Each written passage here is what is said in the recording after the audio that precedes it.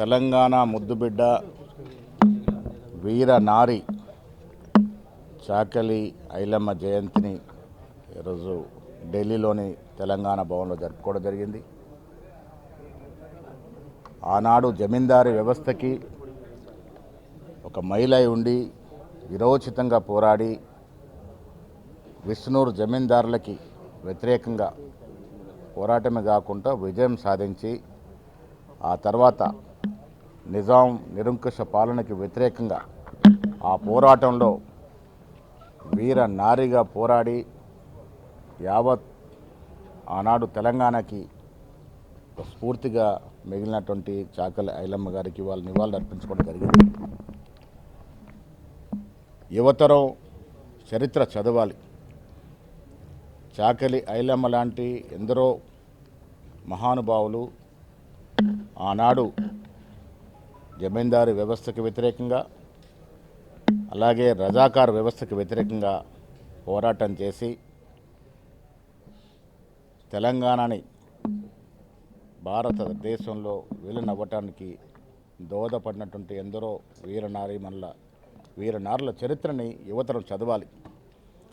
ఈనాడు cell ఫోన్లకే పరిమితం అవుతున్నటువంటి యువతరం ఇలాంటి గొప్ప నాయకుల యొక్క చరిత్ర చదివితే మనకు స్ఫూర్తిదాత వాళ్ళు మిగులుతారు, స్ఫూర్తి పొందుతాము.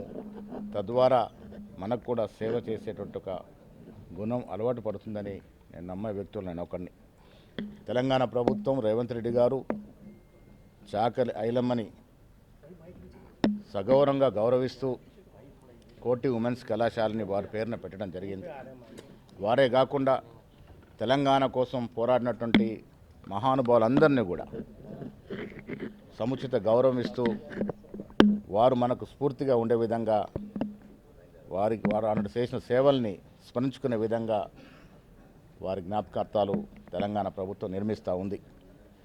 ఇలాంటి మహనీయుల చరిత్ర యువతరం చదవాలి, స్ఫూర్తి పొందాలి, సమాజానికి ఉపయోగపడాలని నేను కోరుకుంటా ఉన్నాను.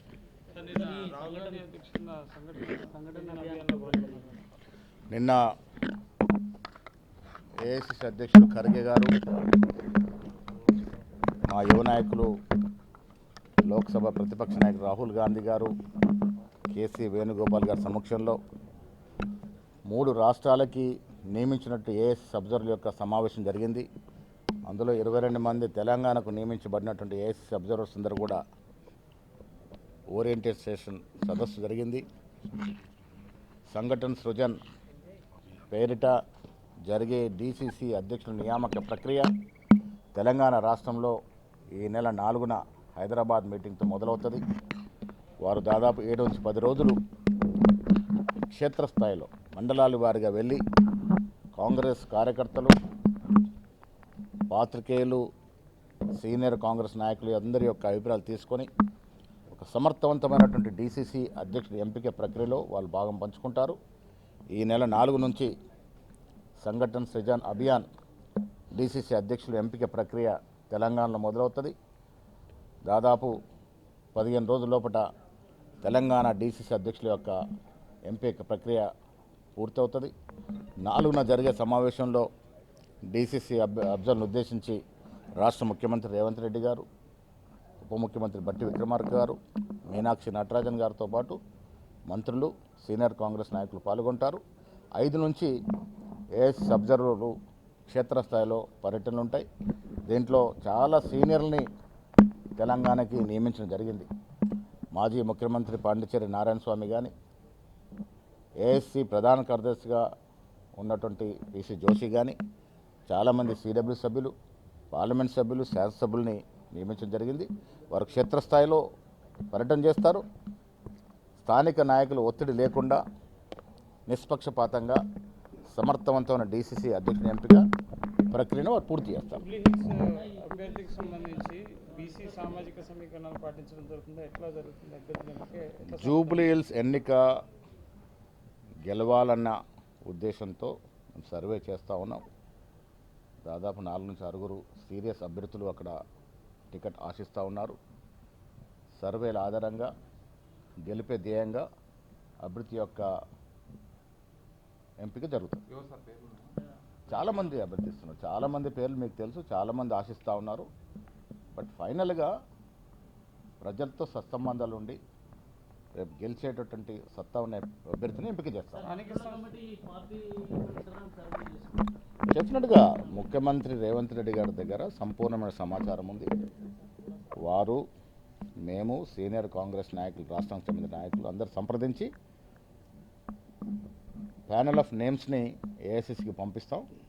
ఫైనల్ అభ్యర్థిని ఏఐసిసి ఎంపిక చేస్తాం. నిన్న మంత్రి కిషన్ రెడ్డి అంటారు కాంగ్రెస్ పార్టీకి బీజేపీ ఫోబియా పట్టిందని. తెలంగాణ రాష్ట్రం నుంచి కేంద్రంలో క్యాబినెట్ మంత్రి స్థాయిలో ఉన్నారు. నేను చాలా సందర్భంలో నేను కానీ మా మాన్య ముఖ్యమంత్రి రేవంత్ రెడ్డి గారు కానీ పలు ప్రశ్నలు కిషన్ రెడ్డి గారికి వేసాం రాష్ట్ర అభివృద్ధి విషయంలో. ఎక్కడ కూడా రాష్ట్ర అభివృద్ధే పట్టని కిషన్ రెడ్డి గారు మాకు ఫోబియా పట్టుకోవడం ఏంటి? తెలంగాణ రాష్ట్రం ఇచ్చింది కాంగ్రెస్ పార్టీ, సోనియా గాంధీ గారు. ఇవాళ ముఖ్యమంత్రి రేవంత్ రెడ్డి గారు 2 సంవత్సరాలుగా అభివృద్ధి కానీ సంక్షేమం కానీ ప్రజలు సంతృప్తిపడే విధంగా పాలన సాగుతూ ఉంది. ప్రజలకి అభివృద్ధి సంక్షేమ ఫలాలు ఇవ్వడంలో భాగం కావాల్సినటువంటి కేంద్ర మంత్రులు, కేంద్ర ప్రభుత్వం ఆటంకాలు సృష్టిస్తూ అభివృద్ధిని అడ్డుకుంటూ ఉన్నాయి. కిషన్ రెడ్డి గారు గుజరాత్లో సాబర్మతి రివర్ని సుందరీకరణ చేస్తే అభ్యంతరం లేదు, కానీ మన మూసీ రివర్ని సుందరీకరణ చేస్తే అడ్డుకున్నారు. అదందరికీ తెలిసిన విషయం. ఇలా 42% రిజర్వేషన్ ఇస్తే కూడా రాష్ట్రంలో ఓటేసినటువంటి బీజేపీ శాసనసభ్యులు అక్కడ ఓటేస్తారు. కేంద్రానికి వచ్చేసరికి కిషన్ రెడ్డి గారు, బండి సంజయ్ గారు దాన్ని అడ్డుకుంటారు. ఈ ద్వంద్వ నీతి ప్రజలకు అర్థమవుతూ ఉంది. నేను కిషన్ రెడ్డి గారికి మనవి చేస్తా ఉన్నాను, అభివృద్ధి విషయంలో పార్టీలకు అతీతంగా ఉండాలి. మీరు బీజేపీ అయినా, మేము కాంగ్రెస్ అయినా, రాష్ట్ర అభివృద్ధి విషయంలో మీరు భాగం పంచుకోవట్లేదు. స్టేట్ గవర్నమెంట్ కన్నా ఎక్కువగా ఆయన మంత్రిత్వ శాఖలో ఒక సెల్ ఏర్పాటు చేసి దీన్ని ఎప్పటికప్పుడు స్టేట్ డెవలప్ చెప్పండి. నేను ఓపెన్గా మీకు ఏం అభివృద్ధి కార్యక్రమాలు తీసుకొచ్చినారు ఈ 2 ఏళ్ళుగా? అంతకుముందు కూడా మంత్రిగా ఉన్నారు కిషన్ రెడ్డి గారు, నాకు మంచి మిత్రుడు, నాకు సీనియరు. వారి 2 సంవత్సరాలుగా రాష్ట్రానికి తీసుకొచ్చినటువంటి ప్రాజెక్టులు ఏమిటి, అభివృద్ధి కార్యక్రమాలు ఏంటి? మేము 2 సంవత్సరాలుగా కేంద్ర సహాయం సంపూర్ణంగా దొరక్కపోయినా రాష్ట్రానికి ఇచ్చిన అభివృద్ధి ఏంటి, సంక్షేమం ఏంటి చర్చ పెట్టుకుందాం, సిద్ధంగా ఉన్నాం. ఇప్పుడు రాజకీయాలకు అతీతంగా మిగతా రాష్ట్రాలు, మన తమిళనాడు చూసినా, బీహార్ రాష్ట్రం చూసినా, రాజకీయాలకు అతీతంగా, పార్టీలకు అతీతంగా వారు అభివృద్ధి ఫలాలను అందుకుపోతూ ఉన్నారు. తెలంగాణ రాష్ట్రంలో ఆ సోయి లేకుండా పోయింది. మాకు పార్టీలో సమస్య లేదు. మేము ముఖ్యమంత్రి గారు కూడా చెప్పారు, మీరు పిలవండి కేంద్రానికి, మేము వస్తాం, ప్రధానమంత్రిని కలుస్తాం, రావాల్సిన అభివృద్ధి విషయంలో అడుగుదామని. ఇంతవరకు పిలిచిన పాపాన పోలే. నేను కిషన్ రెడ్డి గారికి, అదేవిధంగా బండి సంజయ్ గారికి, మిగతా పార్లమెంట్ సభ్యులకు నేను విజ్ఞప్తి చేస్తూ ఉన్నాను, తెలంగాణ రాష్ట్రం కొత్త రాష్ట్రము, చాలా అభివృద్ధి ఫలాలు రావాల్సిన అవసరత ఉంది.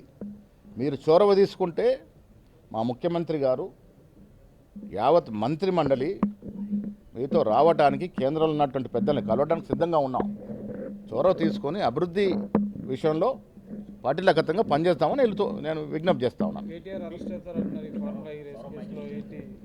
డెఫినెట్గా ఫార్ములా ఈ కార్ రేస్లో కేటీఆర్ గారు తప్పు చేస్తున్నారు. కోర్టుల ద్వారానో లేక గవర్నర్ పర్మిషన్ ఇవ్వక టెంపరీ వెసులుబాటు ఉంటే ఉండొచ్చు. ఆయన ముద్దాయిగా ఎస్టాబ్లిష్ అయింది, డెఫినెట్గా చర్యలు ఉంటాయి. బీసీలకు రిజర్వేషన్లు పెంచాలి, వాళ్ళకి మేలు జరగాలనే ఉద్దేశంతోనే మేము అసెంబ్లీలో మద్దతు ఇచ్చినాం బీసీ బిల్లుకు. కానీ ఈ విషయంలో కాంగ్రెస్ పార్టీకే చిత్తశుద్ధి లేదు, అర్థం పర్థం లేని వ్యాఖ్యలు చేస్తున్నది బీజేపీ పైన అని చెప్పి కిషన్ రెడ్డి గారు అంటున్నారు. మీ ద్వారా నేను కిషన్ రెడ్డి గారు మభ్యపెడుతున్నారు, కానీ మీ ద్వారా తెలంగాణ ప్రజలు తెలుసుకోవాల్సింది, రేవంత్ రెడ్డి గారు ఒక అగ్రవర్ణకు చెందినటువంటి వ్యక్తి అయి ఉండి కూడా రాహుల్ గాంధీ గారి యొక్క నినాదం కాబట్టి స్వాతంత్రం ముందు జరిగిన సర్వే 1930లో జరిగితే మళ్ళీ 2024లో దానికి శ్రీకారం చుట్టి దేశ చరిత్రలో మొట్టమొదటిసారిగా స్వాతంత్ర భారతదేశం మొట్టమొదటిసారి కుల సర్వే చేశారు. 2 చట్టాలు 42% రిజర్వేషన్ ఓబీసీలకు ఇస్తూ 2 చట్టాలు చేస్తే గవర్నర్ వారు కేంద్రానికి పంపితే ఇక్కడ ఎందుకు పెండింగ్లో ఉన్నాయి? ఆ తర్వాత ఆర్డినెన్స్ కూడా ఇచ్చాం ఎన్నికల కోసం. ఈ 3 కూడా కేంద్రం దగ్గర ఎందుకు పెండింగ్లో ఉన్నాయి? కేసీఆర్ విధించిన క్యాప్ను తొలగిస్తూ కూడా ఇంకొక చట్టం చేశాం అసెంబ్లీలో. ఈ 4 అంశం కూడా కేంద్రంలో ఎందుకు పెండింగ్ ఉంది?